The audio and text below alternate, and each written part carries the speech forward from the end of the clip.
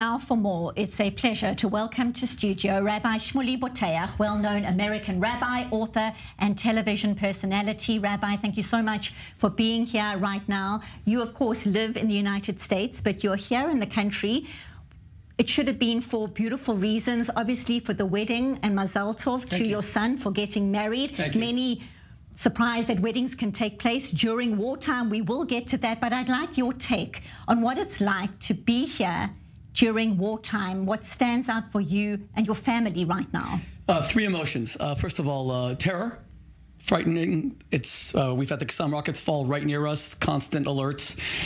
Then anger that the world cannot see the justice of Israel's position. And third is shock, and that's really shock at the Israeli people. Listen, we have 3 children in the IDF, and 2 are serving right now on the borders. And the idea that Israel has accepted the status quo, where it's normal to live under constant rocket fire for a decade. The idea that we've allowed Hezbollah to amass the kind of position that is an existential threat to Israel. The idea that my nephews and nieces who live here in Israel are telling us that, oh, it's rocket season. You know, the little kids, in the same way you have NBA season in America, NFL season, there's rocket season. None of this is normal. I am dressed like this. See, Grisha's super sexy, wearing a gorgeous jacket. Look at me. I came by bike. I could have laid down in the middle of the street and been completely safe, except for the Qassams, because there's no cars, there's no one on a bike, there's 2 million people outside this studio in Tel Aviv, and it is a ghost town. We have a couple of monstrous savage thugs with rockets who have shut down a world metropolis, one of the most famous cities in the world. And it's not going to end when Israel destroys Hamas, because Israel's still going to fear a 5th column of Arabs inside the country. Now, the ones who love Israel, my Arab brothers and sisters who understand the value of freedom, democracy, they are my brothers and sisters. But will Israelis continue to live thinking, I can't go down the street because I'm going to be stabbed? I can't go to this place. You know what I'm beginning to see? Israel is congregating into a tiny little circle, a little bubble in Ra'anana, Herzliya. You know, can't go too far north, Hezbollah. Can't go too far south, that's Gaza. Can't go too far east because Judea and Samaria, the West Bank. Should we all gather here in the I-24 studios? This is not normal. None of this is normal. I'm not even talking about the PTSD that children are suffering. I'm talking about the Herzl vision of Israel was not that we would shake and shudder in fear as we lived in a Jewish state, and all I see is fear, and it's affecting me too. The fear that you're talking about, take us back to the 7th of October, because this is a nation in trauma. The extent of the brutality, the scale of the attacks, the massacres, children burnt in front of their parents, parents butchered in front of their children. The nation is still processing the extent and the gravity and the depravity of what happened. It is very soon on. It is only day 23, and you're absolutely right. Rockets are still coming into residential cities on day 23. And Israel is a ghost town. Israel is shut down. The whole country is shut down. Okay, people are afraid to go on highways because they don't know if it would happen to us. If an alarm comes, you lie on this street. You're a goner because you can't protect yourself. You go under a bridge. This is insanity. Look, what happened on October 7th was a Holocaust-level day of extinction. The way the Einsatzgruppen looked for people near where my grandfather grew up in Lomsha, near Bialystok, where they took 2,000 Jews. June 1941, burned them alive. These people were burned alive down in Be'eri. I went there. I arrived from the airport from the United States, went with Amichai Eliyahu, Israel's Minister of Heritage, straight to all the places of the massacre. I saw blood congealed on walls that was this thick. I saw the knives used by the terrorists that were still there.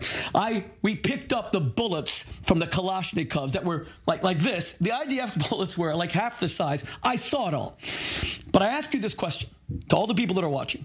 Did it take the murder of 1,400 Jews for us to wake up that none of this is normal? Living with the genocidal threat of Iran is not normal. Living with the genocidal threat of Hezbollah is not normal. When I used to go every war, even if my son, who's in the IDF, didn't get married, and he did, and we brought all of our 9 children, thank God, all of our sons-in-law, our 10 grandchildren, Baruch Hashem, middle of a war, everyone warned us against it. We came. There were Qassam rockets during the Chuppah, which I did. We had Israeli government ministers there. We had the 2 IDF international spokespeople there. Qassam rockets falling during, you know, we had had Doron Spielman, we had Jonathan Conricus. Not normal, None as of this you is say. normal. So, did it take the murder of 1,400 Jews in the most savage way for Israel to understand that this is completely different?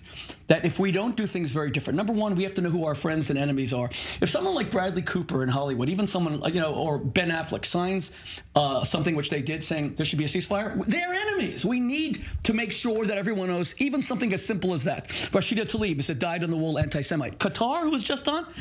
Qatar are the biggest funders of terrorism in the world, and you're telling me that they're negotiating for our hostages? They want us dead. Let's stop playing games. Qatar is disgusting, grotesque, terror funding. The idea that the United States has an air base there, and we have made peace with that vile government who is like this with Iran, like this with Hamas.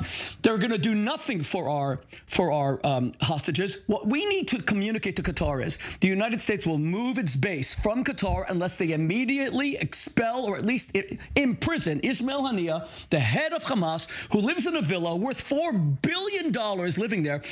These are new times because the security situation is out of control. I'll tell you one thing. I believe that Israelis got very complacent. Rockets, no problem. We have Iron Dome. Millions of enemies that want to slaughter us. We are technologically advanced. They're a bunch of bumpkins. We look down at them with our patronizing way. They're knuckle draggers. They could never fight us. We didn't understand that Israel is a war of wills. The original Chalutzim, they came and they carved this country out of swamps, and they carved it out of the sand. This is a game of wills. Can we summon the willpower that we are here forever? That Israel is going to be here forever. And it's not going to be based on drones. It's not going to be based on Iron Dome. It's going to be based on our will to be here and be hated at times, as Golda Meir famously said, that we would much rather be hated and be alive than have more Holocaust movies made about us winning Academy Awards like Schindler's List. I don't want to be dead and sympathized, because this is not normal. Rabbi? Sorry to sound so passionate, but I got to tell you, this trip especially, I have children in war. Do you know what that's like being an American? Having children at war who volunteered? Do you know what it's like every time we hear that a rocket's gone off here or there and soldiers were killed or injured, and you're looking at your phone and you're praying you don't get a call? Those of you watching around the world, do you know what this is like?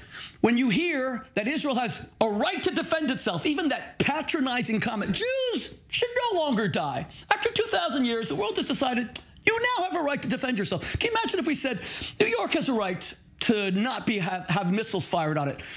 We have to go back to simply wanting the same thing that every other nation has, which is to wake up in the morning and smile. And our worst problem is that we're late for work, not that I have to run to a bomb shelter because I might be obliterated, and if I get on a bike, I may die. Not being hit by a car, but being blown up by a Qassam rocket from a terrorist.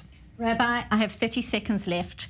You have your finger on the pulse of what is happening in the United States, particularly the celebrity world that you alluded to. Are you surprised at the lack of outrage about what happened here and the lack of support for Jews here in Israel right now? Your take very briefly. I have 30 seconds. There are two kinds of American Jews. There are American Jews who are terrified right now and they're hunkering down and they don't want to be noticed. They're taking off their yarmulkes, etc. Then there are those who said, no, the Jewish Am Yisrael Chai, we have to live. I'm not surprised that Hollywood's immoral. What is Hollywood? Hollywood are entertainers. They're clowns. So no, I'm not surprised at that at all. Forget them, although identify the ones that hate us. What we need to see is an army of Jews who believe that we have to fight for Israel, that even in the United States we have that responsibility. Join me. Join us all. Am Yisrael Chai. Israel has to fight. Rabbi Shmuley Boteach, Grisha Yakubovich, thank you both very much for being here. Never apologize for being passionate about your beliefs. Thank you very much.